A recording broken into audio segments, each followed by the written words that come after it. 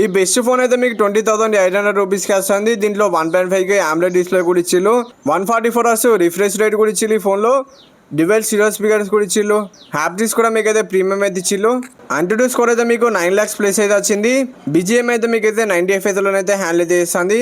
ఈ ఫోన్లో అయితే బ్యాక్ సైడ్ లైట్స్ కూడా ఇచ్చిళ్ళు. దీన్ని సెట్టింగ్స్లోకి వెళ్ళి డిఫరెంట్గా కస్టమైజ్ అయితే చేసుకోవచ్చు. ఇంకా బెజల్స్ కూడా చాలా తక్కువనైతే ఇచ్చిళ్ళు.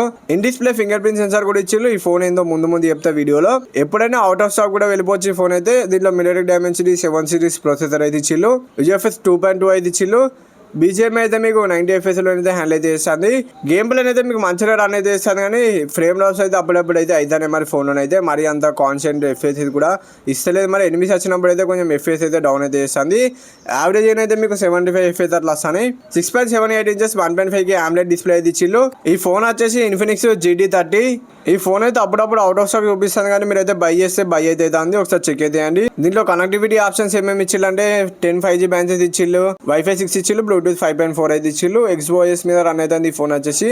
డే టు డే లైఫ్ లో కూడా చాలా స్మూత్ అయితే ఉంటుంది ఫోన్ అయితే మీకైతే. ఇంకా ఆల్వేస్ ఆన్ డిస్ప్లే కూడా ఇచ్చిళ్ళు ఈ ఫోన్ లోనైతే. దీనిలో చాలా కస్టమైజేషన్స్ ఆప్షన్స్ కూడా ఇచ్చిళ్ళు. ఇవన్నీ పెట్టి మీరు అయితే కస్టమైజ్ అయితే చేసుకోవచ్చు. 5500 mAh బ్యాటరీ అయితే ఇచ్చిళ్ళు ఈ ఫోన్ లో. ఇంకా బ్యాక్ సైడ్ మొత్తం ప్లాస్టిక్ అయితే ఉంటుంది ఈ ఫోన్ లోనైతే. సైడ్ అయితే పాలికార్బోనేట్ ఫ్రేమ్ అయితే ఇచ్చిళ్ళు వీళ్ళైతే.